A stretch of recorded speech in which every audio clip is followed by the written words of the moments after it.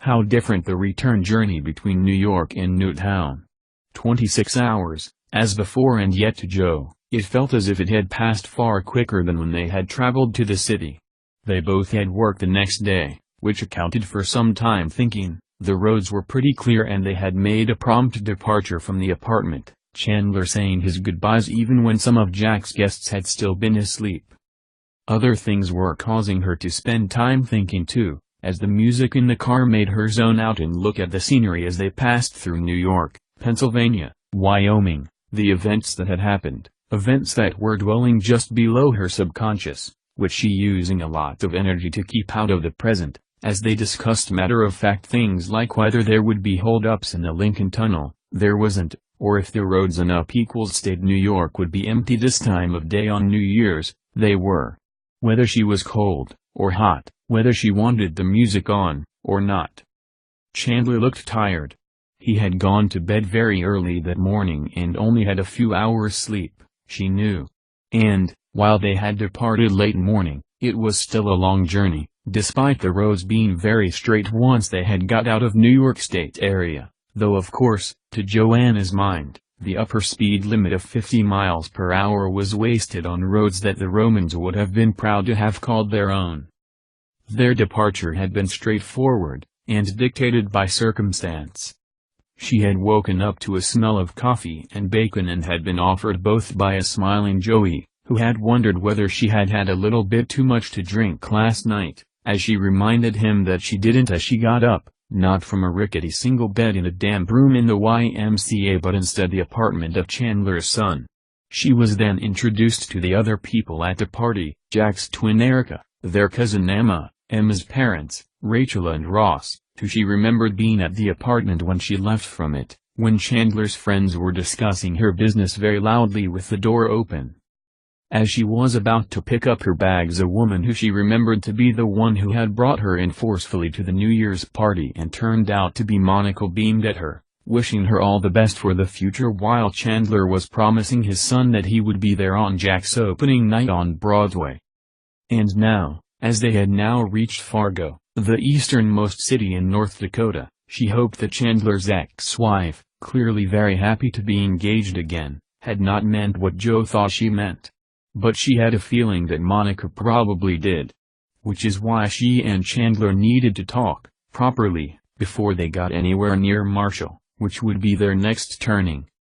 While the small talk had been necessary at the start of the journey, now, so close to Newtown, and with the question of where she was actually going to be living as yet undiscussed, as Spandau Ballet reminded them of the capital of Austria, something needed to be said.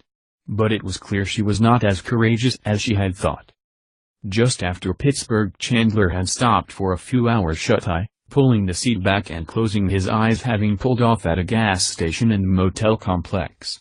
Joanna had got out of the car and, standing by the passenger side door in the mild, black night, freeing the thoughts that she had forced from her mind to bubble up to the surface. What had last night meant? The night's breeze untidied her hair for her as Joe stood there, leaning. If she were to be totally honest, it would be to say that a tiny part of her enjoyed it romantically, New Year's Eve and all that, a kiss and a wish for the year to come at midnight, but the most of her felt protected, wanted, welcomed. She felt as if she had really made a friend.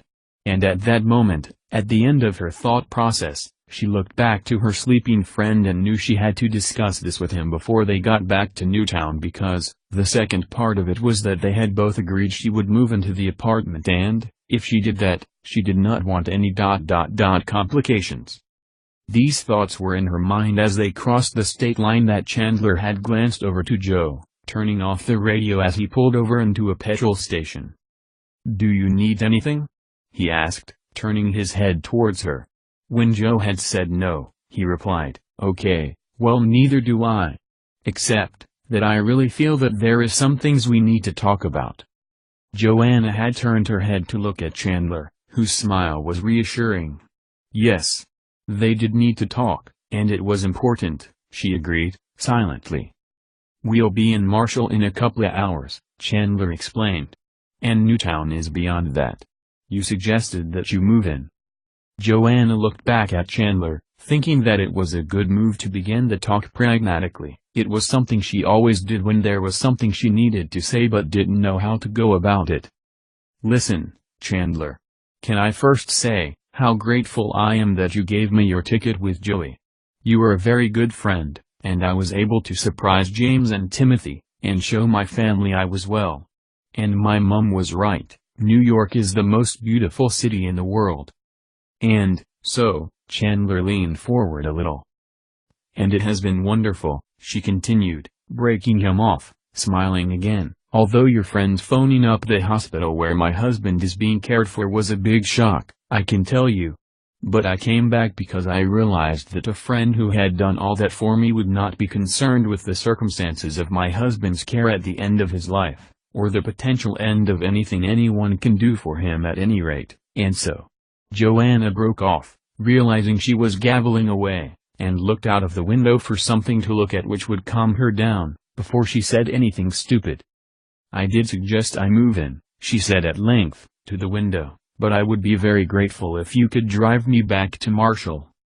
Joe could feel his disappointment even without looking at him. A whole day had gone by, and a few hours for the man to rest, and the afternoon was looking bright, but cold, the wind whipping at the hedges which surrounded the gas station, hurrying clouds along. "But, when you get your things together, you'll call me, right, and you'll let me drive you to my place with it all." Joanna turned, looking into eyes which betrayed a certain desperation. "As a friend, with whom you welcomed in the new year, you said you would like to pay me rent to live in the apartment. That's about as businesslike as I can think of between two people might share a place to live, right?" "Look," she said, smiling to hide the boldness that she was so unused to using when being direct.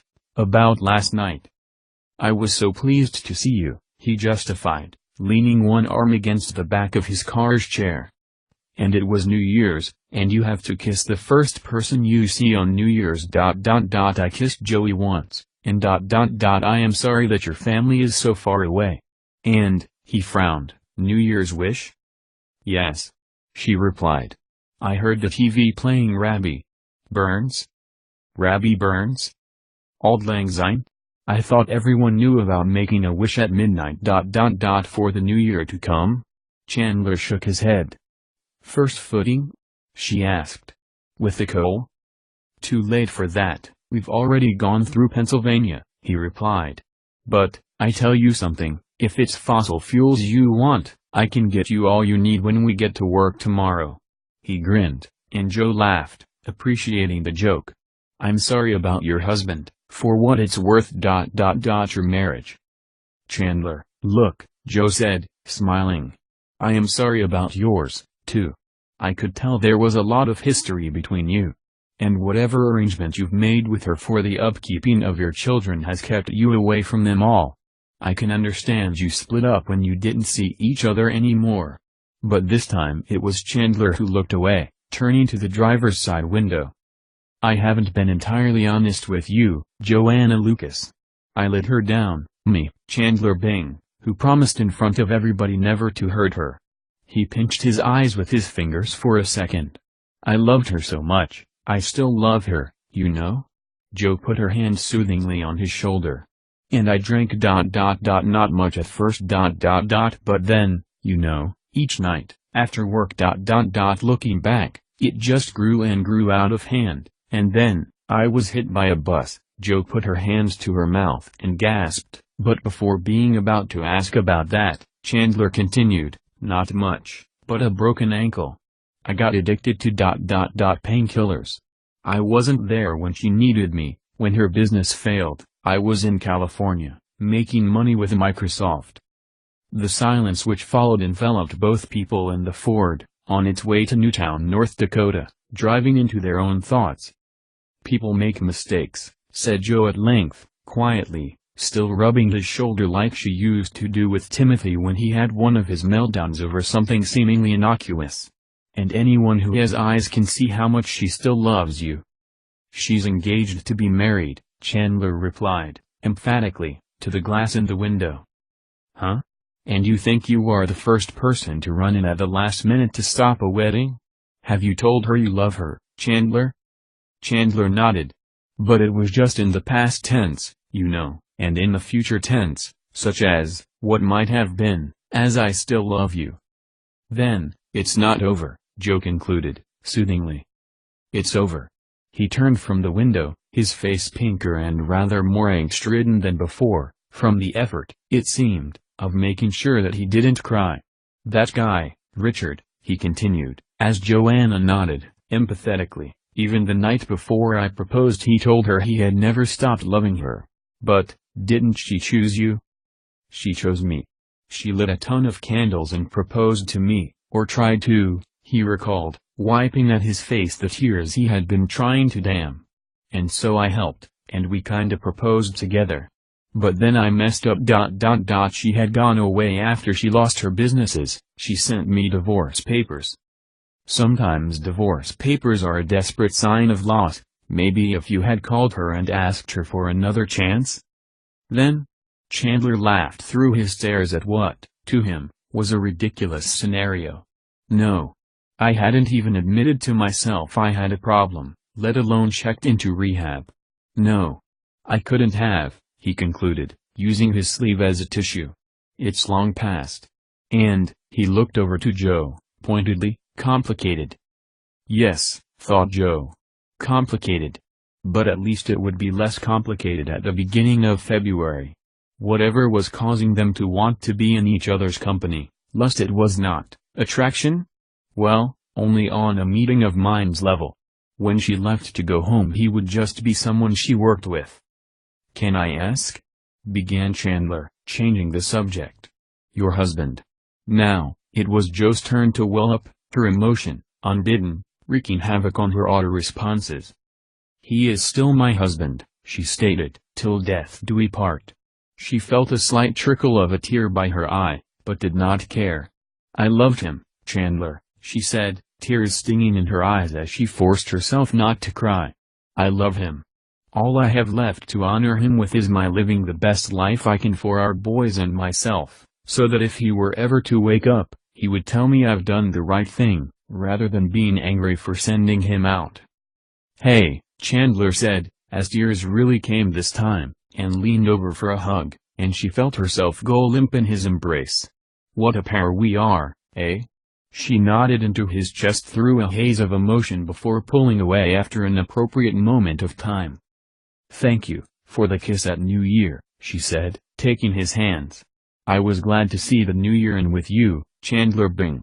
And I'm saying this now because I didn't want you to think. Don't want you to think. Ah no, he said, as casually as he could manage.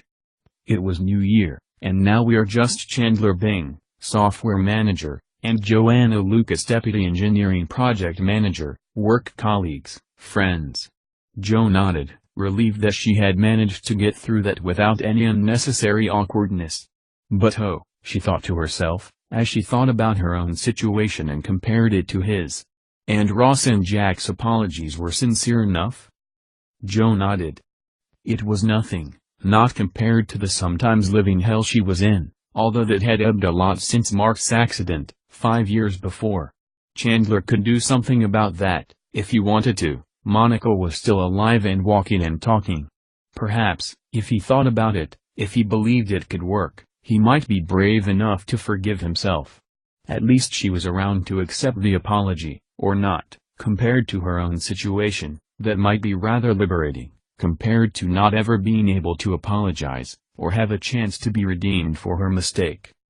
So, Marshall, English? Or Newtown? He said, pulling Joe out of her self-made misery. Shop? He added. Joe shook her head. Can I think about it for a while? She said, as he pulled out onto the deserted freeway. Yeah, he agreed, we've still got 300 miles to go.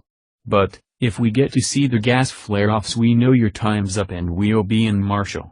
He clicked on the CD player, resting an arm on the windowsill as he got up to speed. Chandler? If I do choose your place, can I throw the Beastie Boys out of the window? 88,888,888. It was funny pulling into Marshall that evening of New Year's Day. And New Year and the place was deserted. Chandler pulled the car over from the highway to the rough, half-mile track at the bottom of which Caravan City was located. She had pretty much made up her mind. Chandler's offer had been sensible and made out of kindness. Neither of them had any reason to believe that anything nefarious would happen between them, and Joe was certain that company for one another would be a good thing, for the remainder of the 5 weeks that she was there. If only he hadn't kissed her, though, she felt guilty enough about her husband, she always had, and this had only served to extricate that guilt from her cerebellum and into her conscious mind. The caravan seemed lonely and abandoned. They were abandoned, in one sense, as the sometime temporary workers had left to be somewhere that was less bleak and run down. As Chandler drove carefully down the bumpy road, she looked ahead. The door of her caravan was still barred, as she had left it. However, had anyone been determined enough, they could easily have gained entry. Joe thought that she wouldn't like her worst enemy to have to live here. "Thank you," said Joe, as he pulled up to the van. "Give me 5 minutes, okay?" Chandler's face beamed. "You'll move in?" "I'll move in," Joanne agreed. "I haven't a lot of things, it won't take me long. And, to be honest, I was rather dreading coming back to the caravan." Chandler waited in the car while Joe got them, looking around the place, as a large pickup donutted around the side next to the 7-Eleven. He noticed, too, a group of teenagers, and some older men, walking together towards the same shop. He noticed all of this, Chandler told himself later, because of what happened just after they left. 2 miles west of Marshall, the sound like an exploding bomb going off caused him to swerve off the highway, the immediate area lighting up the early evening dusk with enough luminosity for anyone to think it was day. Marshall, they were to find out, was no more.